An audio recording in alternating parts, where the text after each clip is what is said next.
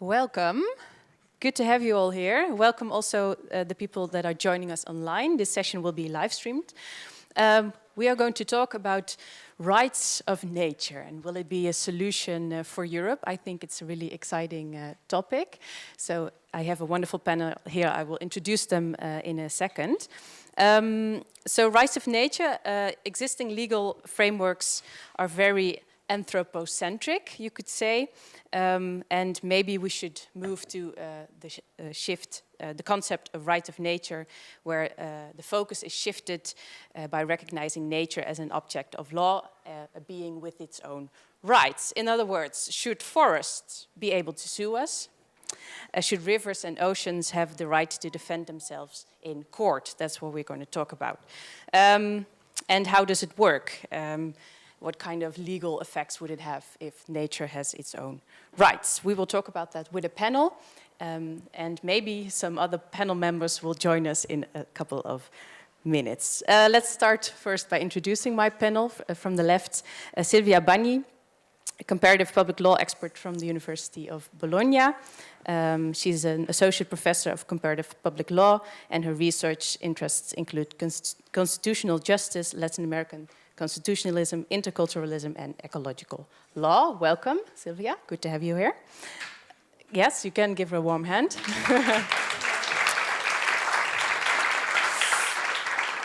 Next to you is Thierry Lucas. He's an expert in European and international policy on environment and sustainable development. Yeah, you do a lot. He's a senior policy expert in the United Nations Environment Programme, Brussels office, working on a variety of topics, including biodiversity and ecosystems management in the context of the partnership building between UNEP and the EU institutions and key EU stakeholders in Brussels. Nice to meet you. Welcome. Give him a warm hand. And next to you is Linnea Luupala. I practiced on that one. Environmental psychology expert, environmental philosophy expert from the University of Helsinki. And her PhD research examines ecological restoration through conceptual and ethical analysis. And her research interests focus on environmental philosophy and ethics more broadly. Welcome. Good to have you here. So we have different perspectives, as you already noticed. So another expertise from Paris, and his research interests include jurisprudence, legal theory, legal argumentation. So we have rights. So in order to answer this question, let me propose to you an example. When women were first recognized their right, their political right to vote, and this occurred for the first time in New Zealand in 1893, this idea was revolutionary. But it was revolutionary not from a legal point of view. Of course, there was nothing revolutionary in this idea. Political rights were already recognized to men since centuries. So the revolutionary idea was the fact that recognizing to women these rights was reversing and changing the social relationship of society in that moment. So it was unaffordable and unthinkable in a society that had since ever thought that women were inferior people. And the same path with rights of nature.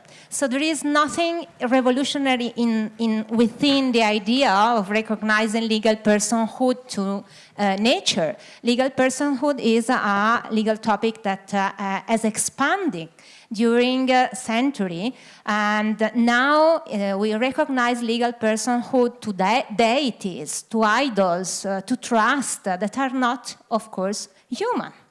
So the revolutionary idea in rights of nature is in the fact that recognizing rights of nature means and implies changing our view over the world, changing our relationship with nature, changing our way of we structure society.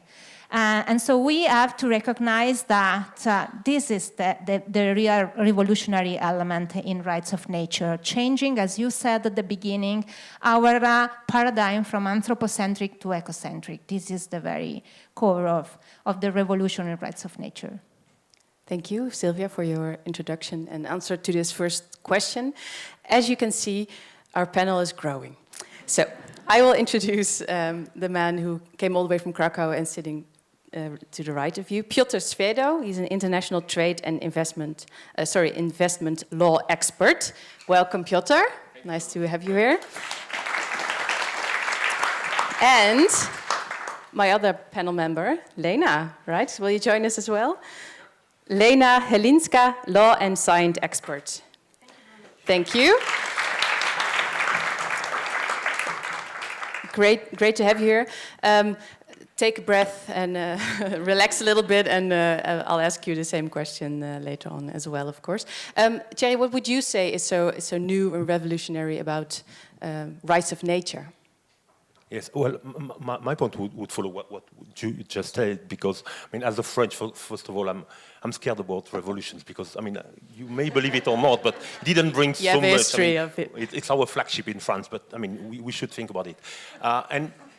And everything, I mean, even the rights of nature started in the 70s. I mean, in the States, I mean, it already started. I mean, should trees be standing, for example? But what we've seen, which is revolutionary, that maybe, I mean, in addition to what was said by my colleague, that it's bringing the rights of nature into a new dimension, and it's appealing to certain kind of public. It's appealing to the media, but it's complex. It's complicated. I mean, if you take the example of New Zealand, of Whanganui-Ini River, that's one of the well-known cases about the rights of nature. It took so long. I mean, it was been the biggest, most difficult concept to work on that, and then still, what does it bring practically? And we'll debate on that. Not so much. So I don't see any revolution in the rights of nature. I see something appealing to something that we believe is new, especially in Europe, because I'll develop on that. But I mean, the rights of nature has been developed in New Zealand, Ecuador, and Bolivia mainly.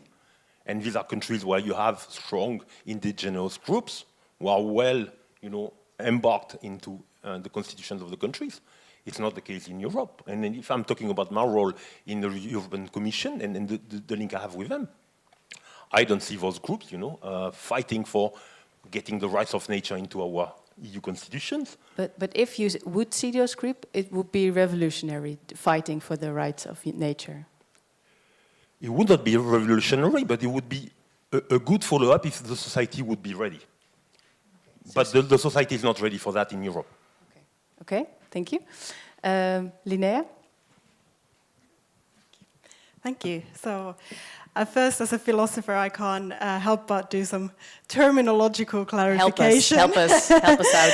So, when I take a perspective on rights of nature, I specifically talk about moral rights, not legal rights.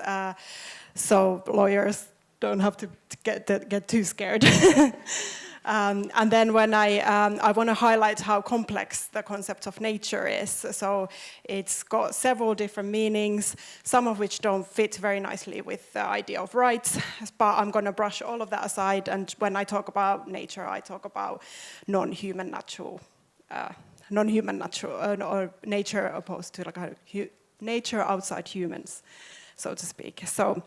But to answer the question, what is revolutionary about rights of nature, is I think that it forces us to rethink.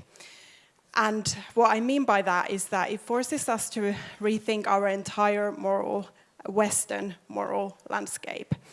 And the way it does this is that it questions this imbalance that there is between the value of nature and value between value of nature and humans. And so rights in ethics is usually considered as the strongest moral recognition that anything can have. And the problem is that when in environmental ethics, when we talk about nature, we usually assign it kind of intrinsic value or moral considerability, and very rarely do we talk about rights.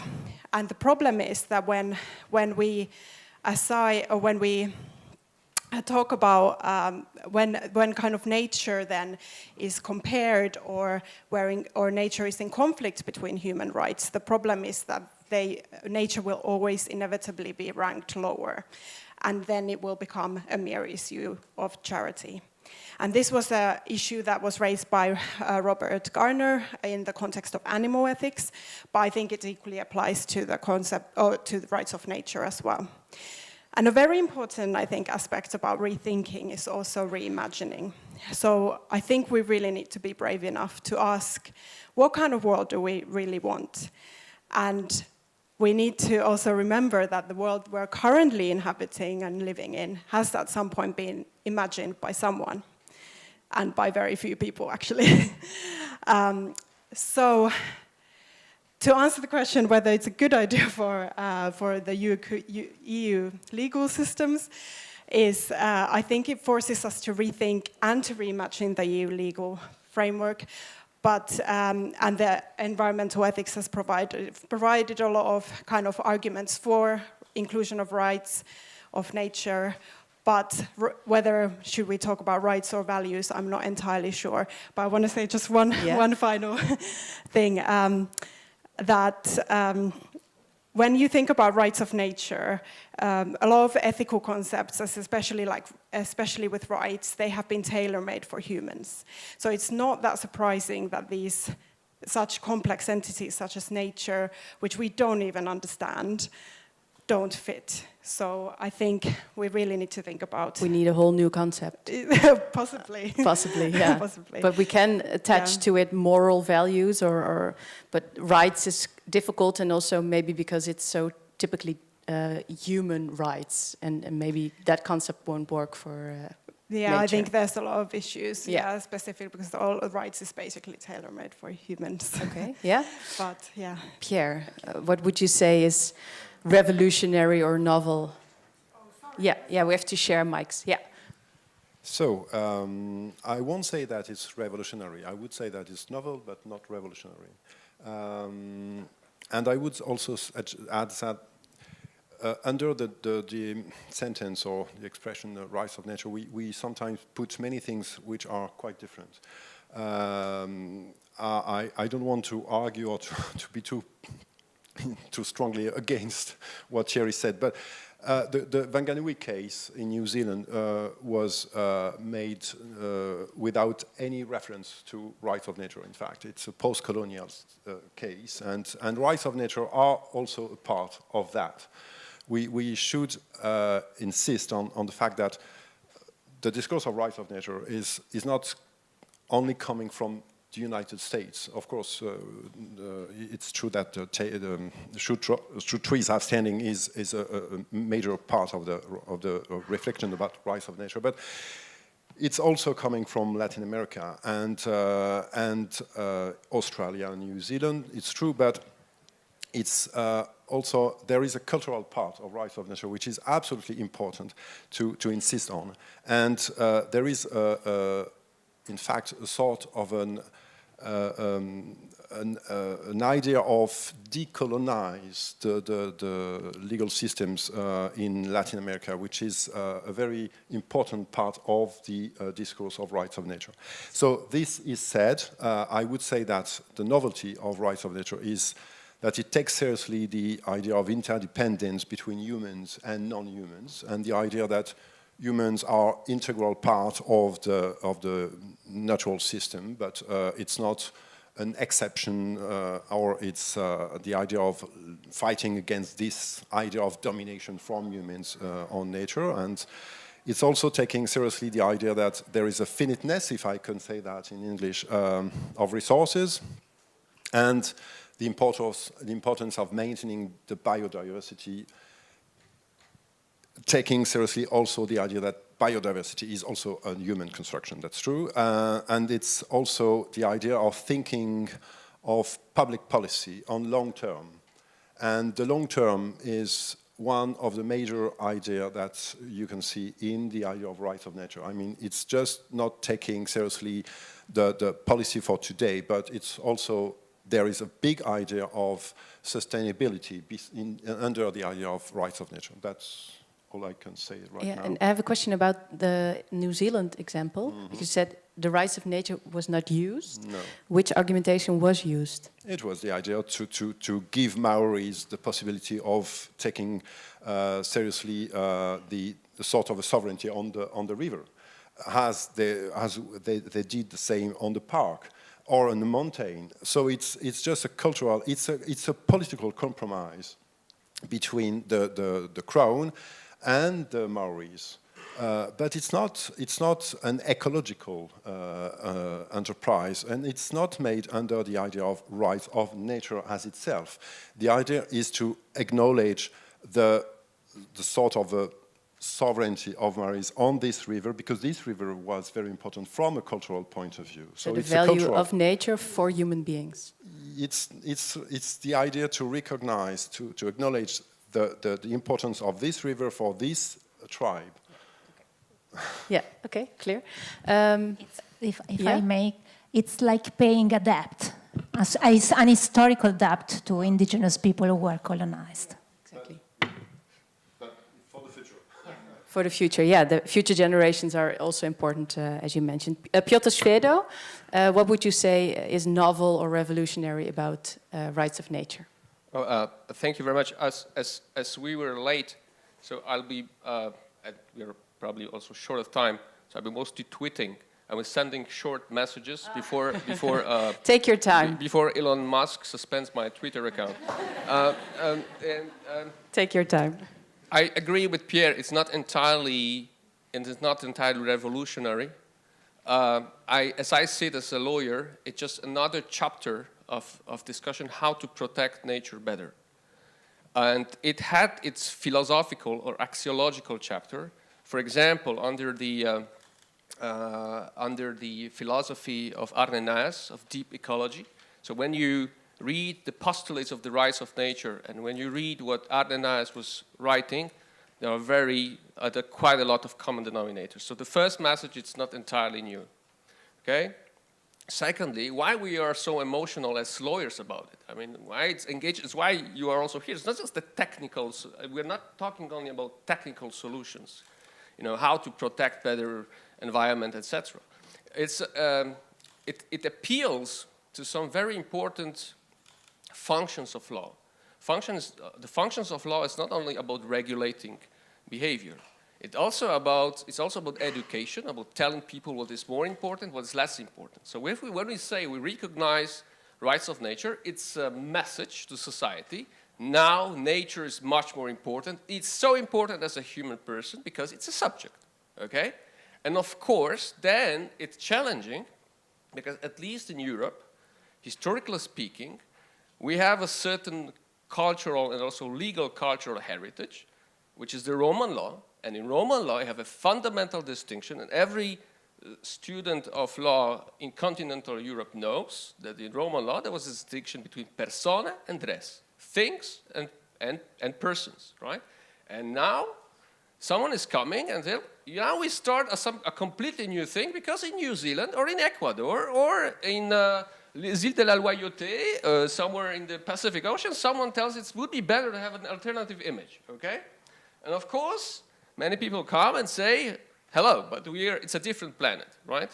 We need to discuss it. And it's, like you said, it's challenging on a cultural level, on an axiological level, on an ethical level, on a moral level, and also on a legal level, right? Because law is about norms, and those norms are absolutely interconnected. The law is not an isolated planet disconnected from other normative systems. I think as a tweet it was quite long. It's a quite long tweet, yeah. It's a Facebook post. Yeah. Now maybe I can give the microphone to Lena. Yeah? Yes, can I do it? Yeah, you can. Then we'll start the discussion. Yeah. Lena? Okay, Helinska? thank you very much. I think my response will be lawyerish, because I will say it depends. It depends on what sort of revolution you're looking for. From the standpoint of lawyers, jurists, I would say it is a revolution to a certain extent, because introduction of rights of nature is leads to a number of new questions. And many of those questions are very difficult to answer due to the fact that you have already mentioned that some concepts are better suited to human beings, much better suited to human beings and linked to their core specificity and would not be easily applied to nature. But from the standpoint of protection of nature, protection of the environment, I would say they are not revolutionary in that they do not answer the questions that are currently pending. When we look at the concept of rights of nature, we see that they do not really tell us how the nature would be protected, in which way this protection would be better than the one that we already have, given that it still relies on human beings to implement, to enforce it. And furthermore, I see a lot of problems with the fact that nature is being treated as one entity, which seems to have some universal interests. And in practice, we often deal with elements of ecosystems or with, let's say, a particular plant or a particular species. And those elements of nature are in a state of constant, I would not say competition, but there is a struggle, and this is the very struggle that nature is based on, and this is also the founding stone of evolution.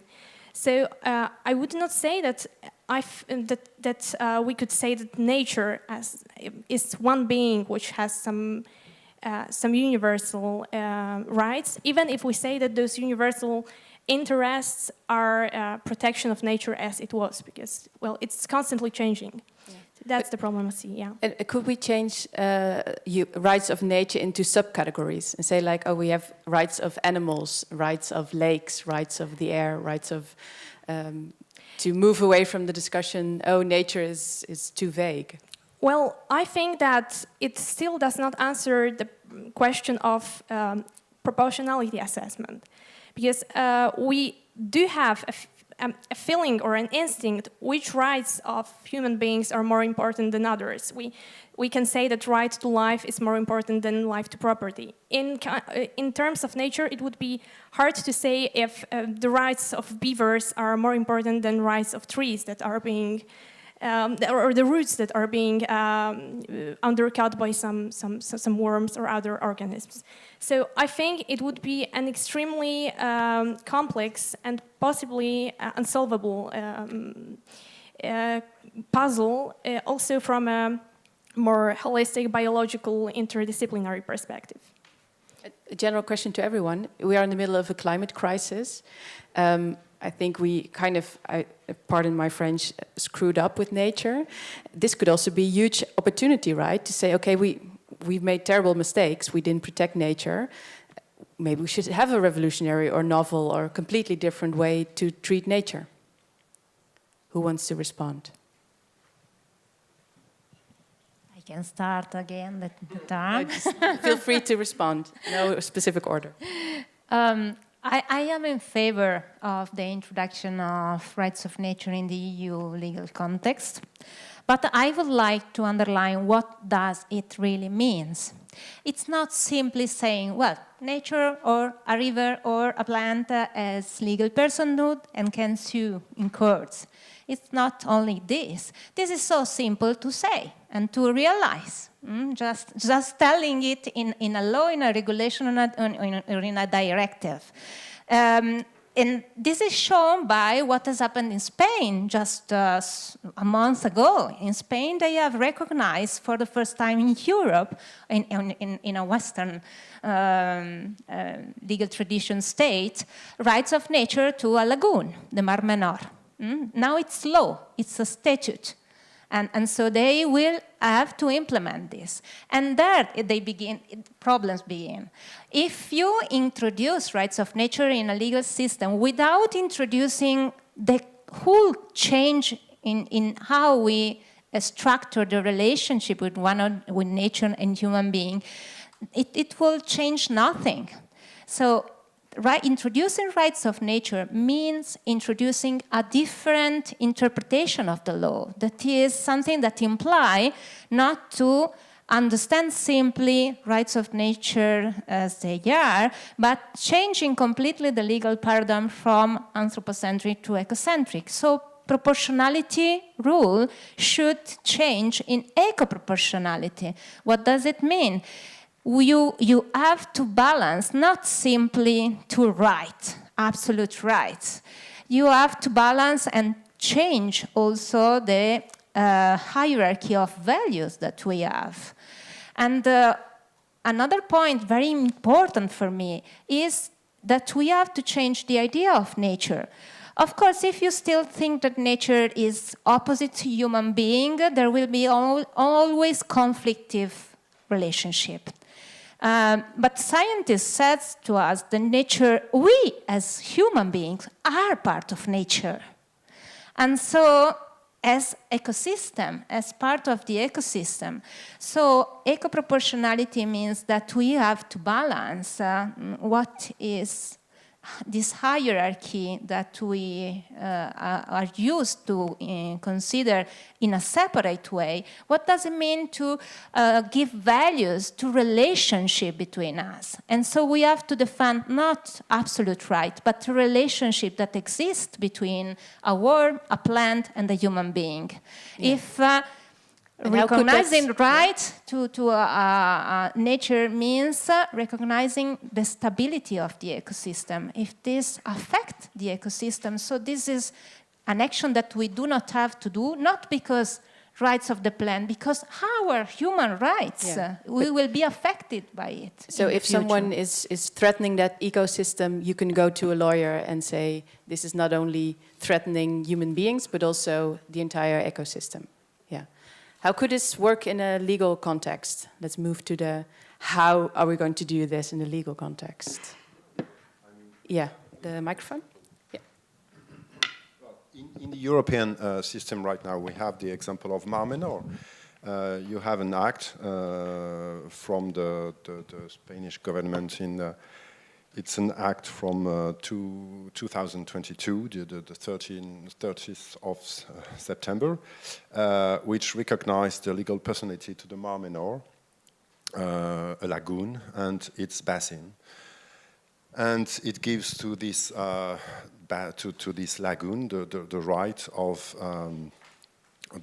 existence and right of restoration, and the rights of protection and conservation. And so you have 4 rights which are enacted contained in the law, in the statute, and of course there is a governance of this Mar Menor, and the justification of this acknowledgement of the legal personhood of this Mar Menor is based on the idea that Mar Menor there is a cultural identification, I do quote, a cultural identification of the region of Murcia, and awakens in all Murcians a strong emotional attachment.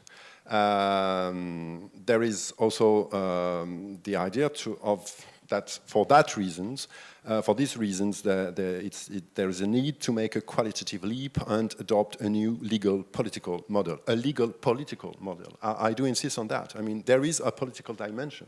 I do agree with Sylvia. I mean, it's not only a technical, as Piotr said, it's not only a technical point of view. There is a political aim in that. And right of nature is not only the idea that to make something else than the environmental law. It's a complement on environmental law. It's the idea to take seriously some goals that we are supposed to get on, and it's a very important point. I mean, it's not just poetry, and it's the idea is there is a political challenge there, and of course I do understand that many are very afraid of that because, as Sylvia said, I mean, there is a balance that we have to face. And it's not so easy to have the idea that we could have the balance between an ecosystem and some populations. And of course, there is a danger here. And we have the Indian case, maybe you know that, about Uttarakhand, when a court decided very freely and probably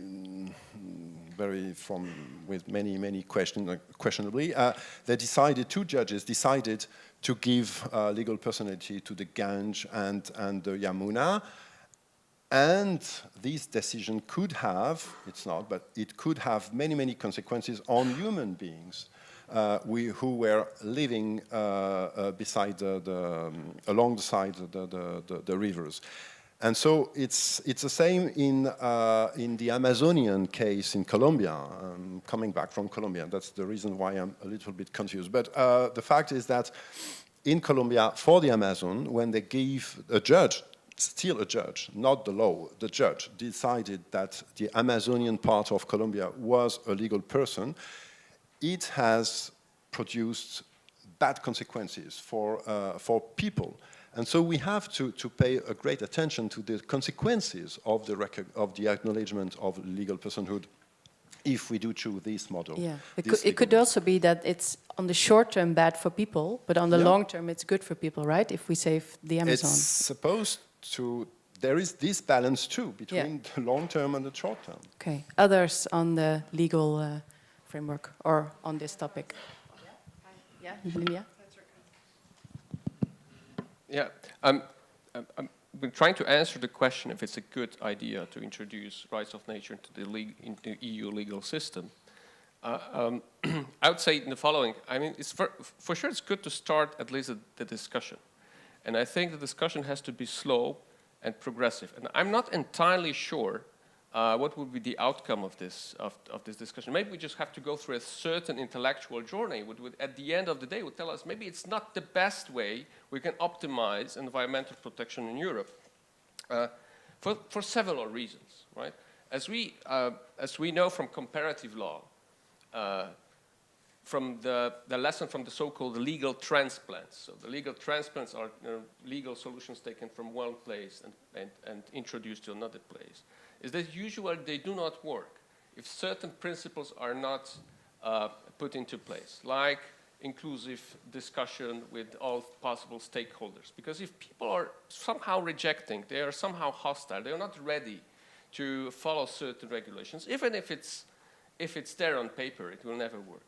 So inclusion is the first condition, and the transparency also about all possible consequences of this political and legal step, right? Because it will have a price, right? The price is the following that we have when you have a rights, you usually also have obligations, right? And who is obliged? Usually it will be state, so it will come with a certain expense. We don't know how high, I have to also discuss that. It also will probably limit to a certain extent human freedom, right? Because it's about recognizing rights of others. It means limiting also certain, for example, economic freedom, right? This is how I became, by the way, interested in this concept, because in Ecuador it happened that a foreign investor who had to leave Ecuador, it was the argumentation of the Ecuadorian government is this is because in Ecuadorian legal system we have rights of nature, and that what you do in the Amazon forest violates those rights. The message was that. So, and if one day such a concept would be introduced into the European legal system and states would have to implement it, then what I would suggest, it has to be done with a great margin of appreciation, so with a great flexibility for all different states, because they are in different situations, they have different legal, moral, cultural context behind. So we have to be really, really careful, because otherwise, and we know it also from legal sciences, I mean, otherwise it undermines the legitimacy of such regulation and the effectiveness. And we have plenty of regulations which are on paper and people simply do not follow. Would there be an easy solution? Would there be one? I'm trying to look for if there is a possibility to, if there's maybe a subcategory or an easy example of what could be possible in a European legal framework. Well, some scholars argue that actually rights of nature are already in the legal system of European Union or of European states, because very often ecosystems or the environment or parts of the environment are protected not because they're useful for human beings, but because they constitute a value in themselves, their intrinsic value, right? And I think this is correct. I mean, this discussion about anthropocentrism and ecosystem, ecocentrism, I never fully understood, because I always understood it's a kind of spectrum. We are somewhere in between a radical ecocentrism and a radical anthropocentrism, and we are somewhere in between. So you can find elements of protection of nature because it creates or represents an intrinsic value, right?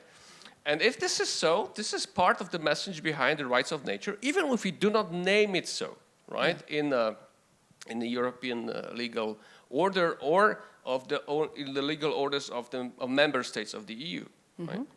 Lena, would you like to respond? And then I'll move to the audience as well for questions. So think of a question. Sure.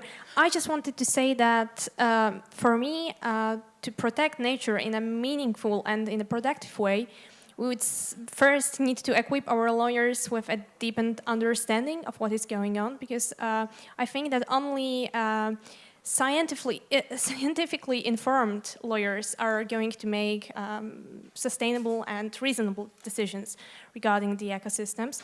And just as a brief remark, sometimes we think that nature should remain in its, let's say, natural state from a given time period. But often the changes we introduce are irreversible. For example, we introduce a new species. We do something that radically changes the landscape. And then other elements of nature adapt to that. So there are many, many cases, and I'm also working on that a little bit, in which lawyers should know how to apply science, and first of all, how to enter into a meaningful dialogue with the scientists. And also the choice of those scientists is a crucial issue. So these are just my 2 cents to say that I think that currently what we need in the legal systems is a higher degree of meaningful and informed interdisciplinarity. Thank you. Yes, Linya? And Cherry maybe also wants to respond. Yeah, so I very much agree with Julia here about, like, I don't agree with the kind of definition of nature that we kind of split humans and nature into separate kind of dualistic categories, although that can be one way sometimes useful to talk about things. But in general, I think that's one of the divide why we have so many issues, because obviously humans are also part of ecosystems, and what is good for the ecosystem will be then good for us, as in many ways, which we are now seeing now that our climate is collapsing and our ecosystems are collapsing, and our future is not looking too good. We are seeing this kind of, we need to start understanding nature more inclusively to kind of connect humans with the idea of nature. But talking about this kind of, when you raised the question about kind of this historic this degradation that we have done, how nature is in such bad condition at the moment, that you could also raise the question kind of, does nature has the right to be restored? And that's something that I suppose the European Union, the proposal for restoration law that's currently being put together is something that we are looking at, but that's also very complex and problematic. It's got, especially in Finland, it has stirred up quite a lot of controversy because there's different understandings of what restoration in this situation entails exactly. Because, for example, in Finland, we have a very high standard of restoration, and it would be very, very expensive to restore 30% of degraded nature, for example. Like you mentioned, how do you restore it, and until when do you restore it? Yeah. Thierry, would you like to respond also to the legal framework? How are we going to put it into a legal framework? Can we? Yeah, I mean, I'd like to highlight on the fact that ecosystems are all dynamic. And we are part of the ecosystems ourselves. So, but we have fundamental issues in Europe because the nature of our environment NGOs, for example, is based on wilderness, opposed to human beings. And I do believe that the rights of nature for me is interesting because it could bring new ways of looking at those issues. Because as of today, if I look at Europe compared to other countries, we have good environmental laws, very good ones, but they're not even started to be implemented. So you were right to say that, yeah, we have good things, but I mean, if you talk about our law on biodiversity, for example, for rivers, which I know super well, it's perfect and it's not implemented. You take Greece, I think Greece implementation is around 5%, Spain, Italy, a bit the same, France is not better. So how can the rights of nature help on that? No, it will not. But First do that, you would say. We could do both in parallel. I think the rights of nature is more a philosophical view that can bring also hope, because one of the issues we face, you talked about the COP, in the climate COP, I mean, my generation, I mean, the boomers, we are facing that with the younger generation that is scared about the world that they've received, and they have the right to do so, because indeed the restoration which is needed is huge, and we know that we will have bigger issues, we know that. We know that we're going to face a number of issues globally. How can we address those? I don't believe that entering fully in the rights of nature legal aspect in the EU context is the way forward. I fully agree with you that we have to take a step-by-step, slow approach. But maybe it could bring some new ways of thinking for the political level, because it's a political matter. So the concept of the rights of nature more on the political level, and maybe enhance the implementation of the environmental law we already have, you would say. Yeah, okay. Let's go to the audience. Do you have a question? If you have a question, could you raise your hand? Then we'll have a microphone. If we're waiting for the audience to think of some questions, we do have one question that's come through. Yeah, or an online question, yeah? Panel, how would you balance the implementation of rights of nature with the vested interests of influential people and institutions with a financial stake in blocking or weakening implementation? Good one. Who wants to respond? I could kick off on the fact that on the rights of nature and some of the issues we had on Yasuni, for example, I mean, it didn't work out. I mean, in 2011, I mean, they managed to get half of the money they wanted to keep the oil on the ground, and it didn't work. And we know that, I mean, the vested interests which were there were much stronger than the people who were happy and proud to have this law and the protection from the Amazon. But ultimately, it didn't work out. So. And in this case, it was not the solution. I mean, I'm asking both of you, maybe you know, all of you legal, do we have examples, very good examples of functioning rights of nature in one national government? I don't think so, right? No, it's still I think we are still, even in Ecuador, which has a whole chapter in the constitution, it's a legal experiment, right? And when I talked to Ecuadorian lawyers, they said, we are fine with that, because we like to be experimental with our constitutional law. They had quite a long list of constitutions in the history, so every 2 decades they change a constitution, and they bring something new to that. And they know it's it's part of their legal heritage, if you want. They bring a new solution, they test it, right? And those kinds of dilemma existed already there. I mean, this is, I think one of the greatest tensions you can imagine, which are ability tensions, are in Latin America. Because on the one hand, you have the unique forest, which is the Amazon. On the other hand, you have a population which is struggling and which has the ambition for economic growth. And you have the great business, right? And the natural resources beneath the Amazon. And you have to solve it, right? And sometimes it goes from one extreme to the other, right? From one solution to the other. So once it's a great business which is leading the political process. Another time, there's a revolution, and there's a new government, and they stop the process, and they implement rights of nature as a part of this counteraction to what previously happened. Right, so asking. I mean, this what happened in Ecuador was actually a counter-reaction to the domination of very often foreign economic powers, which were exploiting natural resources, mostly oil and gas, from the forest. And this is how they counter-reacted. They said, we want to have our own law, And our own law goes back to indigenous times when we're part of the nature and we have to protect it because it's part of our identity. But would this narrative work in Europe? I don't know. And is it also, because you could also say, now foreign countries are exploiting it, but maybe now it's only protecting them from other countries doing it, but you could still exploit your own country, right? You could, we could use the Amazon for ourselves, but still exploiting it. Well, what is also unique and revolutionary about, I don't want to monopolize this thing, but in Ecuador and in the Constitution and the preamble, they recognize the subject of law, the Pachamama, the Mother Earth. And they also give a kind of universal jurisdiction to the Constitutional Court at least. So there was already a case in the Constitutional Court of Ecuador suing big petroleum companies for what happened in the Mexico Gulf.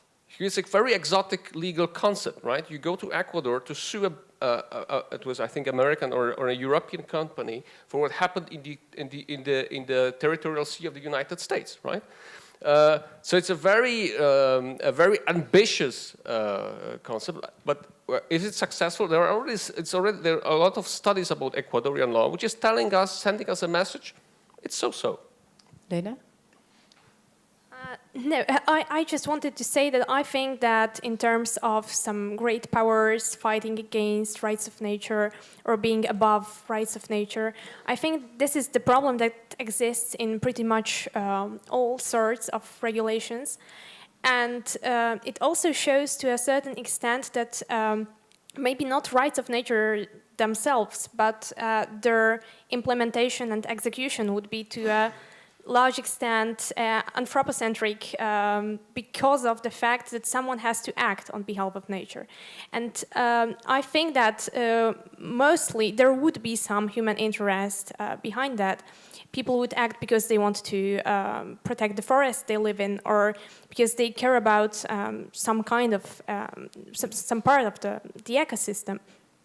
I don't think that rights of nature as themselves are any way of enforcing protection of nature on anyone. It would either have to be very expensive to violate rights of nature, and there would have to be somebody, somebody rather, which would be responsible for enforcement of rights of nature.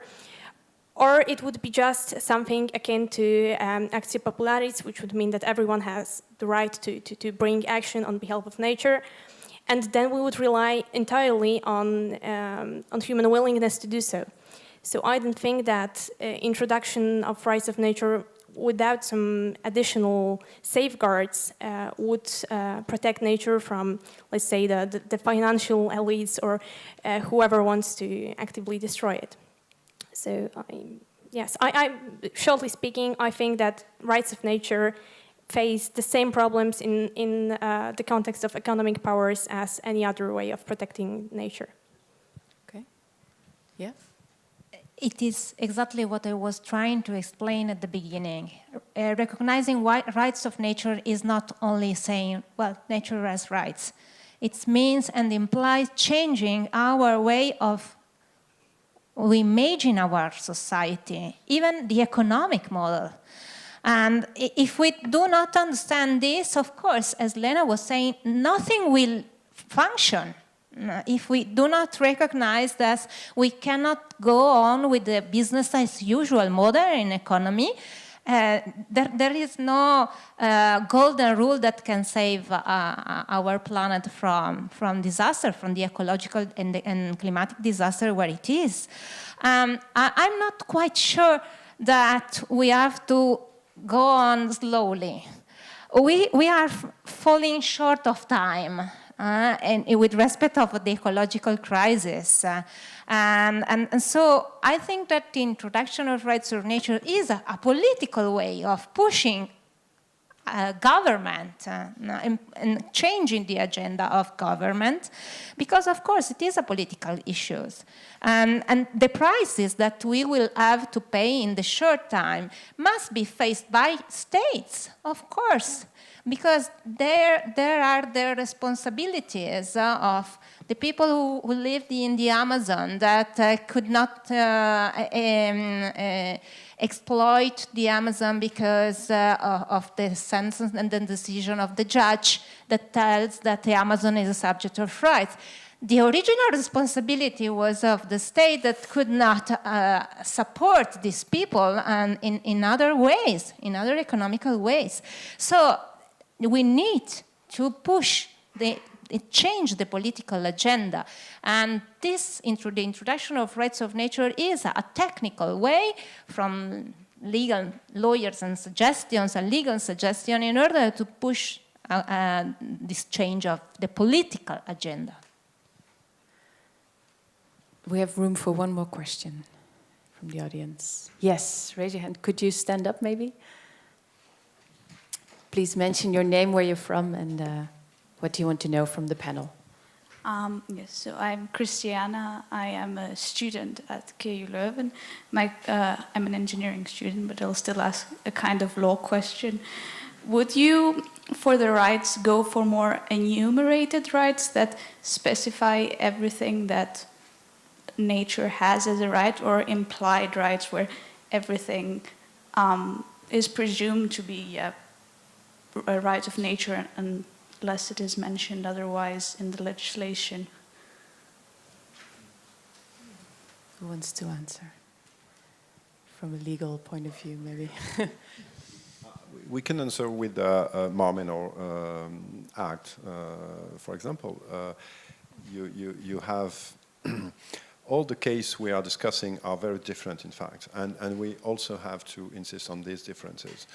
It's not the same to recognize rights of nature from a judge, a constitutional court, a trial, a simple court, or a law, and which is a political, definitely political act. And of course, when the Constitution, the Ecuadorian Constitution, list the rights, it's quite precise, and of course the judges and the constitutional court in Ecuador, but the other judges do imply these rights. And of course the interpretation of law, as you know, is the main part of the law, produces other norms and other rights. And for example, at the beginning in Ecuador, rights of nature were not absolutely linked with the rights of animals, and a big discussion was held during the constitutional debate, and the constitutional court decided that rights of nature were part, in fact, or were including rights of animals, and a case in last February decided that, in fact, rights of animals can be recognized on the behalf of rights of nature, and so there's a link between them. And it's the same for the principle of precaution, or precautionary principle, sorry, which was recognized as part of rights of nature in the case decided in last November in Ecuador too. And so the lists of rights can be enriched by interpretation, legal interpretation, and probably this act from Marmenor in Murcia in Spain will be also enriched by the interpretation of this act by the others, the parts taking I mean, sorry, sorry, I'm confused, but well, you understood what I was trying to say. I'm sorry, I'm too tired. Yeah, so it starts out maybe with the principle, and then slowly we get to know more about what it means. It's exactly, I mean, as Piotr said, you were joking about the change of constitution every few, yeah, okay.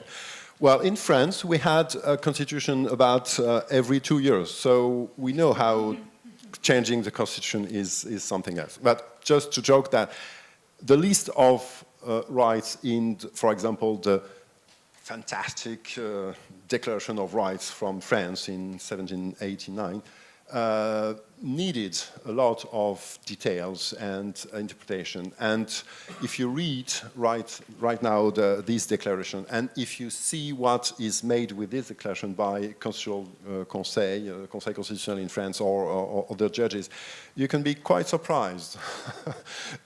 It's not exactly what you could read. So the literal meaning does not exist in law, absolutely not. And we always need to interpret, and this interpretation is the main part of the production of law. And so, of course, you cannot write everything in detail. That's the